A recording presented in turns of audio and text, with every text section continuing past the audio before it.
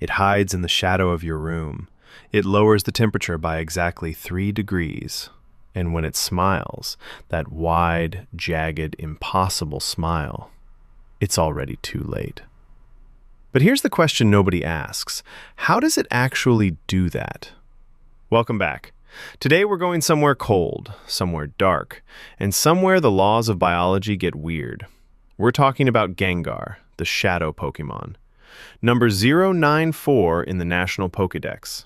A ghost/poison type with a grin that's haunted children's nightmares since 1996. Now, on the surface, Gengar seems like pure fantasy. A floating purple ghost with no skeleton, no organs, no real physical form. But I want to argue something different. I want to argue that Gengar, when you look closely at its Pokédex entries, its behavior, its physiology, and its evolutionary line, is one of the most biologically coherent Pokemon ever designed.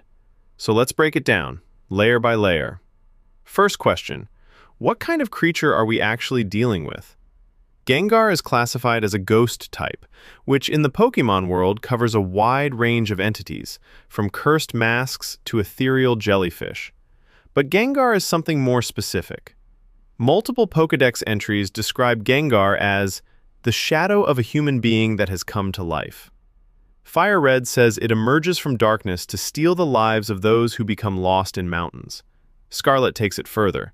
It apparently wishes for a traveling companion, and since it was once human itself, it tries to create one by taking the lives of other humans.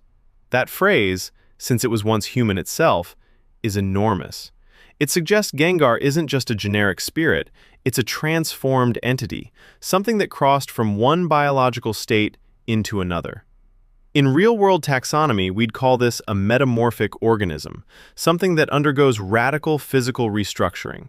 Think caterpillar to butterfly, but taken to a metaphysical extreme. Gengar isn't born, it becomes. Now let's talk about Gengar's most consistent, most well-documented ability: dropping the ambient temperature of a room. Pokédex entries across nearly every generation confirm this. Heart Gold says that when Gengar is nearby, it cools the surrounding area by nearly 10 degrees Fahrenheit. In real physics, a localized temperature drop without an obvious heat source has one explanation: endothermic energy absorption. An endothermic process pulls thermal energy out of its environment. Gengar, in other words, appears to be actively consuming heat as a form of sustenance. This lines up with its ghost/poison typing. In the absence of a traditional metabolic system, no lungs, no digestive tract, no circulatory system, Gengar may have evolved to feed on thermodynamic energy instead. Ambient heat, thermal radiation, even the warmth of a living body. This also explains why it's drawn to sleeping people. A sleeping human is a contained, radiating heat source. For Gengar, a warm bedroom isn't a threat, it's a meal. Here's where it gets philosophically strange. Gengar has a body that casts a shadow. You can see this in its sprite, in the anime, in every depiction. And yet, its body is a shadow. How does a shadow have volume? How does it have a face? The key might be in what physicists call a topological soliton, a stable, self-sustaining distortion in a field. Rather than being made of matter in the traditional sense, Gengar may exist as a stable distortion in the boundary between dimensional states. Diamond's entry says it slips into the shadows of rooms and makes itself at home. It doesn't create shadows, it occupies them. Gengar uses existing shadow as a medium, a substrate for its form. The shadow becomes the body. This would also explain why Gengar is immune to normal and fighting type attacks. You can't punch a topological field distortion. There's nothing to connect with. Now, one of the most underrated aspects of Gengar's biology, its poison type. Most ghost Pokemon aren't. Misdreavus, pure ghost. Litwick, ghost/fire. Drifloon, ghost/flying. So why is Gengar poisonous? Silver's entry gives us a clue. Under a full moon, Gengar likes to mimic the shadows of people and laugh at their fright. There's a behavioral pattern here. Gengar mimics. It copies shape. It assumes form. And in biology, mimicry is almost always linked to chemical signaling. Many toxic species, dart frogs, certain fungi, venomous insects, use mimicry as a delivery mechanism. They attract, they mimic safety or familiarity, and then they strike. Gengar's poison typing may indicate that its very presence, its psychic emanation, its shadow body, functions as a neurotoxin. Not venom injected through fangs, but a diffuse compound released through proximity, causing paralysis, nightmares, and paralytic dread. This is called contact toxicity, and it's more common in nature than you'd think. Now I want to address one of the most famous fan theories in Pokémon history and put it under a biological lens, the Clefable theory. It goes like this. Gengar and Clefable share the exact same body silhouette, the same proportions, and the theory suggests that Gengar is a Clefable, specifically the ghost of one that died on Mount Moon.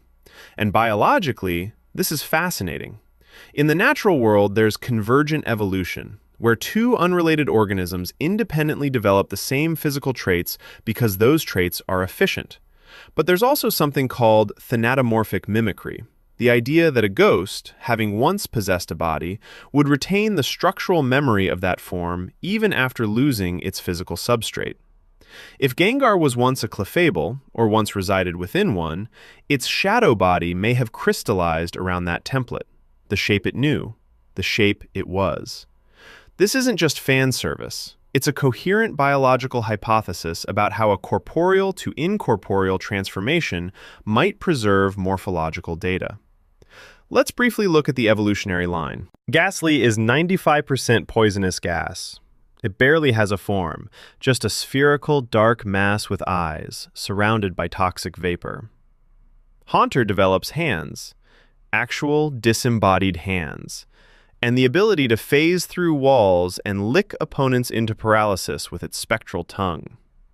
And then Gengar, fully humanoid in posture, capable of standing upright, capable of complex social behavior like laughing, mimicking, and seeking companionship. What we're watching across this line is a progression from diffuse energy to semi-corporeal form to stable anthropomorphic structure. It's like watching evolution accelerate from simple organism to complex one, except instead of adding cells, Gengar is adding coherence, stability, self. By the time you reach Mega Gengar, it can pull living things into another dimension. Its third eye opens. Its body partially submerges into the ground. This is evolution not toward greater size or strength, but toward greater ontological density. I want to end on something that doesn't get talked about enough, the emotional biology of Gengar. Scarlet's entry again.